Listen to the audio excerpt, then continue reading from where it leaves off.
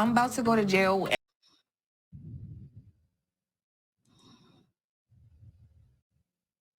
What's up, party people? Welcome to my channel. Today we are talking Love During Lockup with Ayonna, Jamal, Shantae, and True. We are going to get into it. Let's review, recap, and rant on this episode, y'all. Let's get to it. I want a happy ending. Tired of pretending. Won't let them get the best of me. Whoa, whoa, whoa. Give me a break. The game is survival. Give me a break and claim my arrival. Hey, you guys, welcome back. I am exactly Erika, and today we're reviewing, recapping, and perhaps even ranting on Love During Lockup.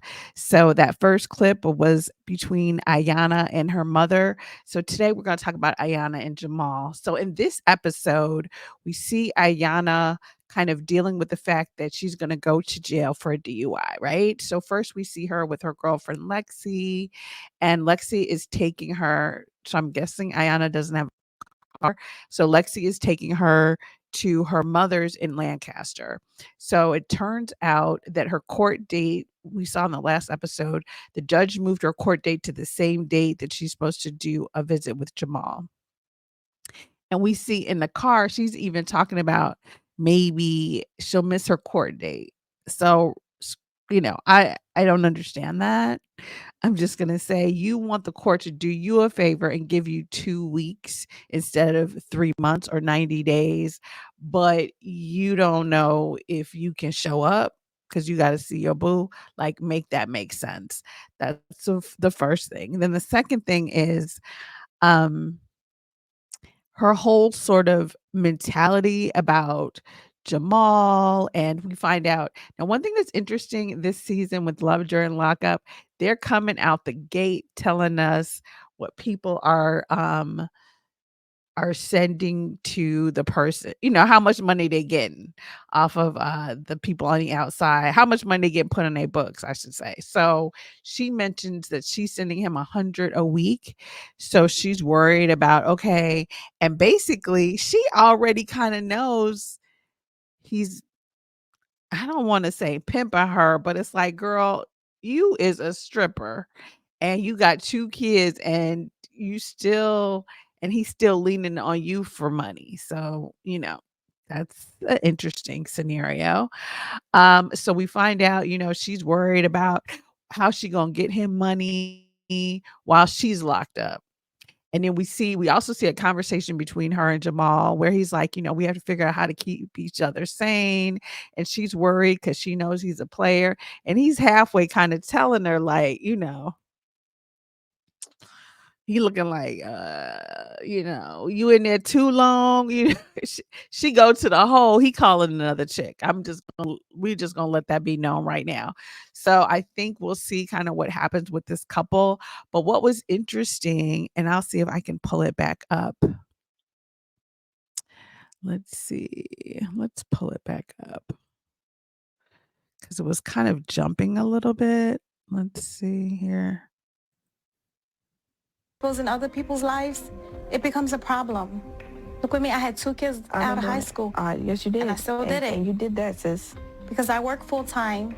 So now, depending on how long you're going to be in there, I'm going to have to take days off. I'm not going to get paid for my days. And I still have a whole household to run.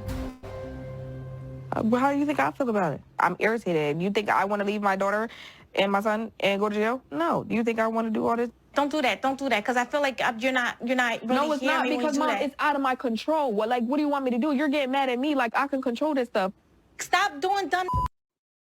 Okay, right there. So one with her is the entitlement and the lack of accountability. Okay. It's not your fault. Like, you don't understand that there are laws in place. Like, you don't understand that you're not supposed to be smoking and driving or drinking and driving. Like, and now you mad because who knew the laws are stupid? Like, is that what we saying right now? You get into a fight or you hurt. Well, why is that illegal?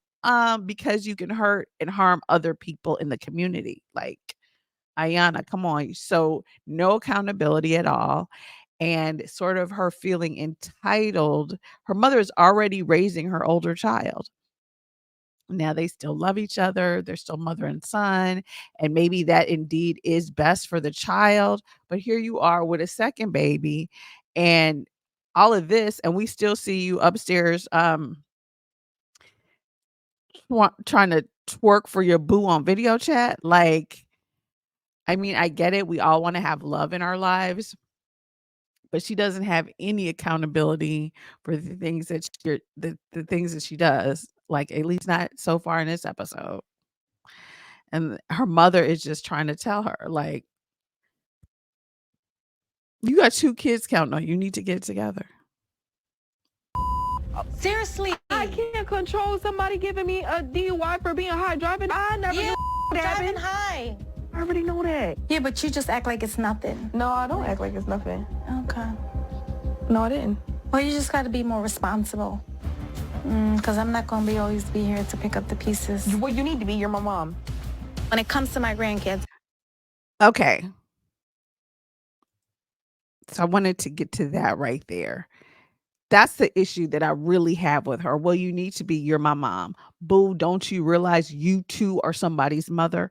2 people. The same way your mother had 2 kids, you have 2 kids. So you're getting drunk, you're twerking and sending money to the money that you're sending to him while you're locked away is money you could be sending to your mother for the days work she's gonna miss. I hate to be so hard on her because I get it. Like, you want to be fun and footloose and fancy free. And I watch this show, so I am not totally against, you know, like, whatever. I'm not hating on people that date people who are in prison.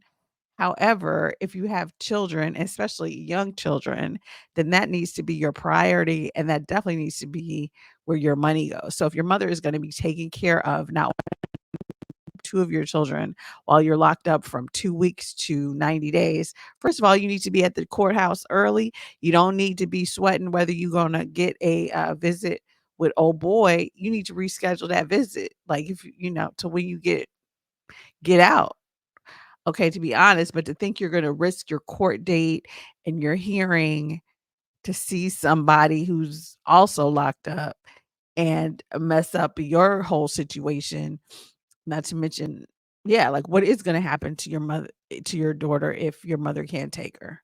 Are you gonna leave her with one of your girls, or is she gonna go temporarily? Like, I don't even know what happens to people in that situation. Is your daughter gonna go temporarily into the system? Like, I just don't get it with her.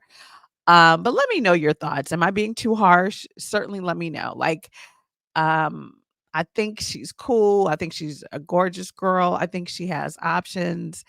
And I think that it is sad that she feels like this man is the one to who's gonna have to put her back together or pick up the pieces, so to speak.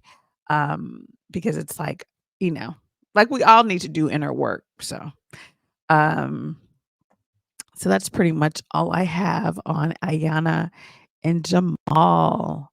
So let's talk. Uh,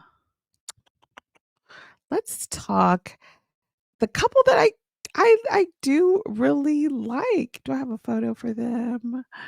Joey and Michael. All right. So Michael and Joey have a they have a video chat, and let me remove that. And Joey indicates to Michael that his family, after, Michael was like, well, the dinner went okay. I mean, really, it was like 15 minutes and he had to, he had to go or whatever. So basically the dinner went okay. Michael's family, I mean, excuse me, Joey's family, they were pretty cool given, all the things that they know that's going on. I think what's funny is Joey is sending Michael $50 a week, which is, I think, the cheapest out of everybody. And okay, so Joey is sending Michael $50 a week, which is the cheapest out of everybody. But yet it's still, his brother is still like, what's he doing with the money? and and all of this. So we come to find out in this episode, really, the only thing we kind of really find out about them is that Michael is not being honest about the amount of time that he's serving, which to me is crazy. Like, what's the point of stringing someone along and not giving them the full facts? Because like, you're in there for, like, all of a sudden you're just going to keep up making stories. Oh, I got into the fight. What's going on with the court? And Joey already has an idea that it could be longer than Michael is saying, because he's not giving him, he sounds like he lying, and he's not giving him straightforward answers. So I don't know what's going on. I feel like if Michael is going to lie about the amount of time he's doing, what else is he going to lie about? Let me know your thoughts on them. But outside of that, I kind of like them as a couple. So far anyway. Joey is sending him, to me, I feel like depending on what you do for work, $50 might not be that that bad of an amount to send. So it might not be too bad. I don't really feel like Michael is straight getting over on Joey right now, at least so far. And I like that Joey's family is supportive, but then we are going to tell you the real deal. So I do like them as a couple. Let's talk the new couple. Let's see. Let's talk about the new couple that we were introduced this episode. Samantha and Rick. So Samantha and Rick, I like them. I feel like honestly, in my heart, I feel like this is something that would happen to me. Like, I'll get out of a breakup and then I start looking at people that I be backsliding. That's all I'm saying. So Rick is divorced. He doesn't have any, he's retired. He's 58, she's 56. So give it up for Golden Love here on Love After Lockup. So I do like the fact that he's not trying to get with some 20-year-old inmate, which we have definitely seen on this show plenty of times. So he's getting with someone that he used to sort of be attracted to back in high school, back in the day. So I like the storyline. He is sending her, I believe, the most amount of money. I think he's sending her 125 a week, which is a good penny, because I'm kind of like, how much ramen does she need on her books? But that being said, what is interesting is she is in for felony DUI. So on the cusp, what, not saying that any crime is necessarily better than any other. So when we meet Rick, he shopping with his nieces to see if I guess they're helping him pick out an outfit for his high school reunion. And then Samantha calls and they talk and they kind of meet her. Now it's interesting because I felt like Samantha kind of got off the phone quick, like, okay, let me talk to you later. So now it's only been 3 months. And I do understand the fact that it's someone that you knew back in the day. So you feel like, you still have those sort of feelings. And that's one of the things that are good and bad about, the backsliding type relationship. Because really, you knew her in high school. You don't know what she's been doing for 20, 30 years or whatever. So, and now she's in prison. So whatever she was doing, it ain't the positive. And so we come to find out that Rick also had he's a recovering alcoholic. He had all these issues with alcohol and with substance abuse, etc. And so his daughters are worried that when she gets out, very much like Joey and Michael's family is worried, that the person's going to get out and be all wild and crazy and cause them to backslide. So I really want this couple to work. I really actually like them. So I kind of hope that they work out. Rick has already decided to propose to her, which does seem fast. So I think he's proposing to her based on the memories, not based on like the current day. But so we'll see when she gets out how it works. But I thought they were cute. I like this cute older couple that rekindled after, a long time. Although like 125 a week, like she should be running whatever cell block she's in because she's getting real stone cash from him. All right. Let's talk Tennie and Rob. So now this couple here, I don't know what is the issue with them. I am not, I don't know. It's something with them where I'm like, wait, what? So we start this episode off with her and we started off with her meeting with the mother, Kate, I believe her name is. And so let me put her picture back up here. Okay, so she's still in this episode. We begin with her still being at the diner or wherever they meet up. And Kate is like, now, one thing I can't understand about Rob's mom is her total sense of entitlement. So she's kind of like, okay, well, if y'all can help me, basically, I want more money, more cash. So we come to find out in this episode that Rob is already sending his mother money weekly that Tennie did not know about, which is interesting. And then in this episode, we find out that this is why I don't get. Okay, how you gonna be like your son needs to send you more money? If he got it, he should be sending it to you, but you can't go visit the brother. Like, what? Um, wait, excuse uh rewind. What is you talking about? Okay, so we find out here that Tennie and her kids are the ones going to visit Rob. His mother has not really been up there. She's not going up there. And then we also find out that she is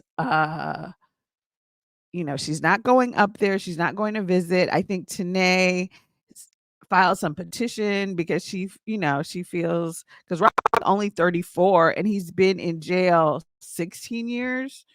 So that's like almost half of his life for robbery. So let me see. Yeah, that's a lot. So she did a petition saying that his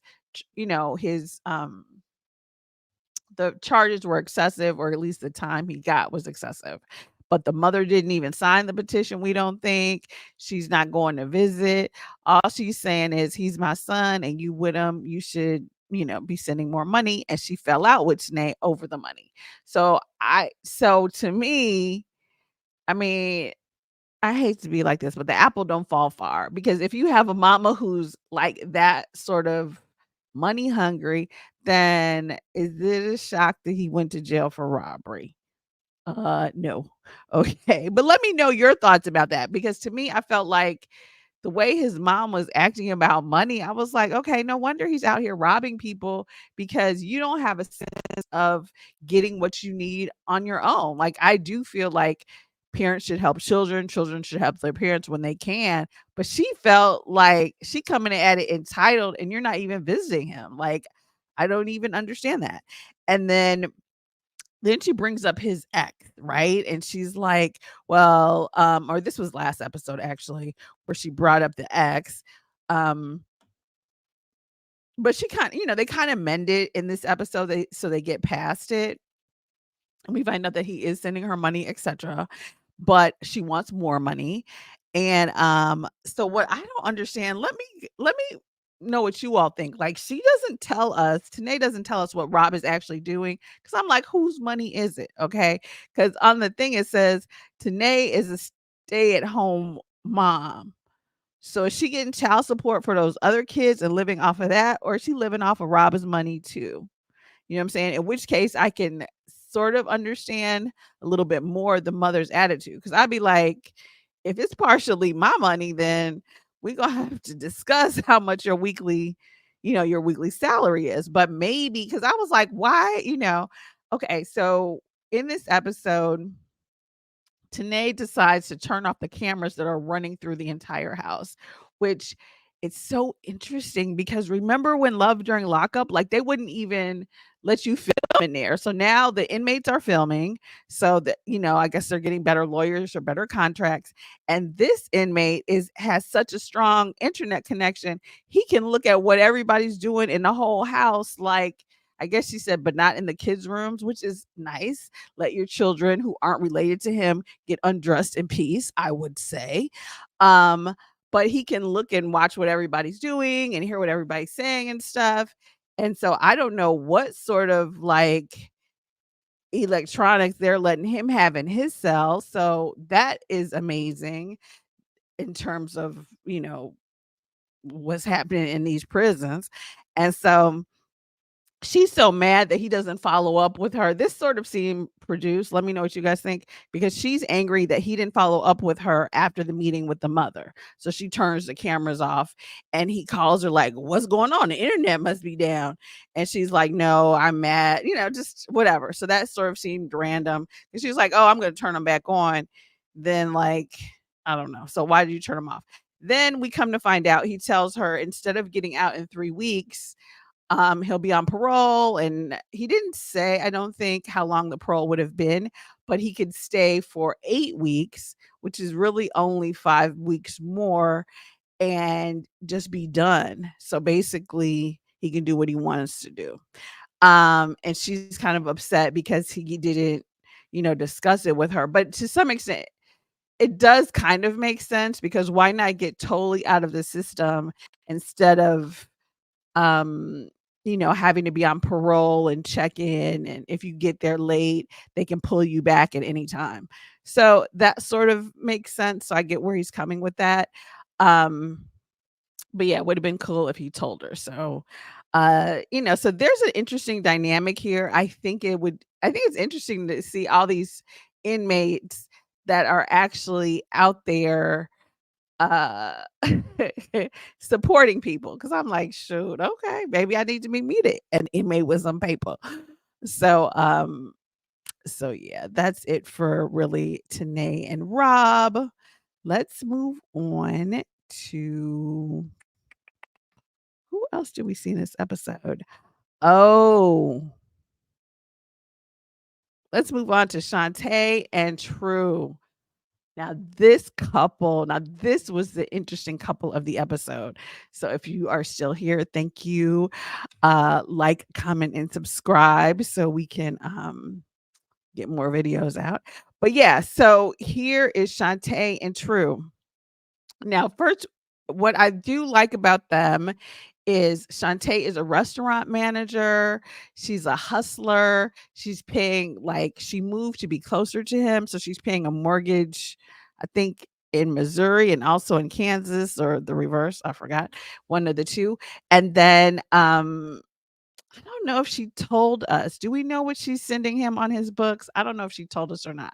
But she wants to open a restaurant. So I did like I did like the fact that he started taking cooking classes or whatever in the prison.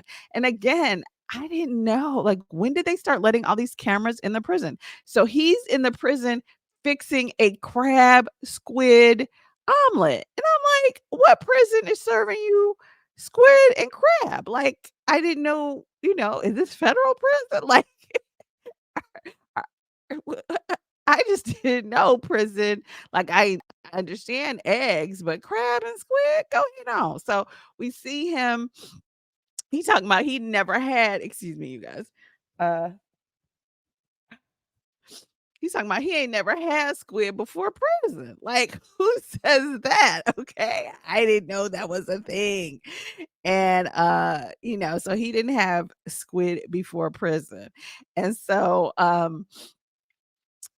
he's trying to take, this class so he can impress her with the cooking. And so then we see her meet with her, restaurant mentor, which it looks like it was for an African restaurant, because she mentioned the cuisine was like from Nigeria and Ghana and stuff. And it looked good. I was like, oh, I want to give me some African food. But it looked good. She met with, and the woman was really giving her good advice. And so he happens to call, like, here's another one who has like full blown electronic benefits, can call it anytime, anything can happen. I think, I don't know where Michael and Joey are, but their prison is the one that seems like it's the worst. But anyway, so uh he called during the call, and so he's on the phone. So she kind of lets him speak with the mentor about what's going on. And his main thing is like, how quickly do we get money? And she's like, it could take a couple years, which the restaurant business is the hardest business out there, which Shantae should know because she's a manager. Excuse me. So it seems to be her passion, but he's all about, well, when's the money? When we gonna get paid? Da, da, da, da. And so basically, the restaurant owner, I thought she was great. She kind of gave her good advice without being like, girl, you see that brother's about to scam you, right? Because she's like, don't partner with anybody, because if it breaks up, they're gonna take half your business, they can take half the money. Don't, manage the money, especially because he came in there talking about Shantae is gonna cook. This is what he told the mentor. Shantae gonna cook, and I'm gonna be in the back office, basically handling the money. And let's see this. Another brother in there for robbery. Like, you gonna let somebody in some place for robbery manage your money in your business?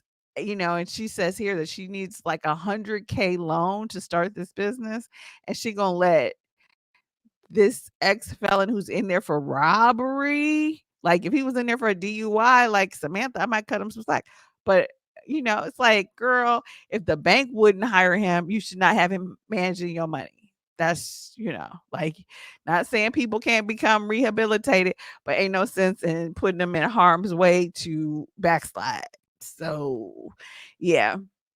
So then we come to find out, or maybe she told us this before, that she met True through her stepbrother.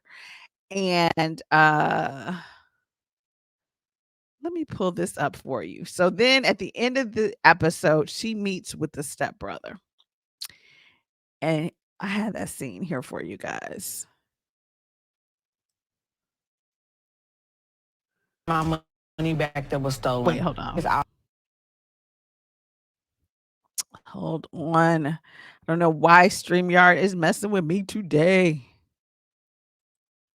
All right, here we go. This is her and her stepbrother. Here, he can barely, he's looking off. I never seen your face. You seen your safe. Let me know what you guys think. But to me, during this entire scene, his whole body language looked like he was lying. Okay. I'll say that right there. Let's keep it going. Let's keep it going.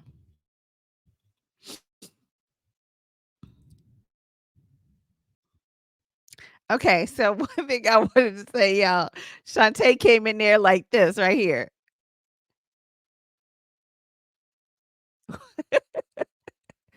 That's how she was trying to do it. And when Fred started, nah, I don't know what you're talking about. I guess the kids went into the safe. Okay, really, Fred? But you the criminal. And so here's True calls during this scene. Here we go. Filming in the prison.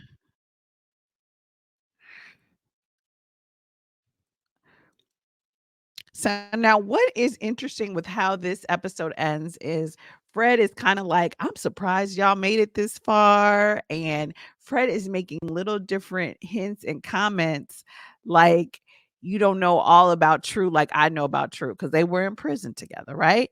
So while that is valid, it's like, girl, Shantae, you in danger, girl, because they both seem like it seemed like your stepbrother set you up, to be honest. You know what I'm saying? Like, True's never dated a black girl. He's talking about, managing the money when he gets out. Shantae, girl, this is what you need to do right here. From Fred and True. Run.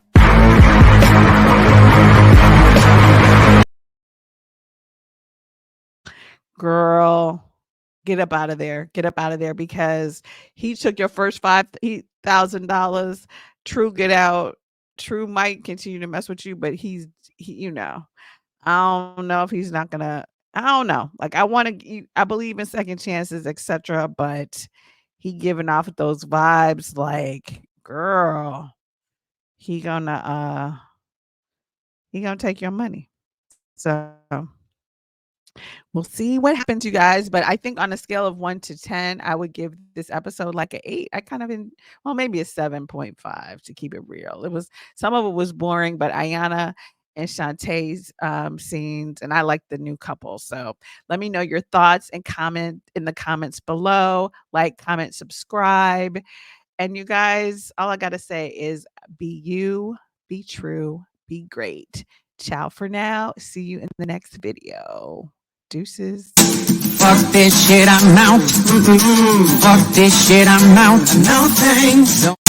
Fuck this shit, I'm out.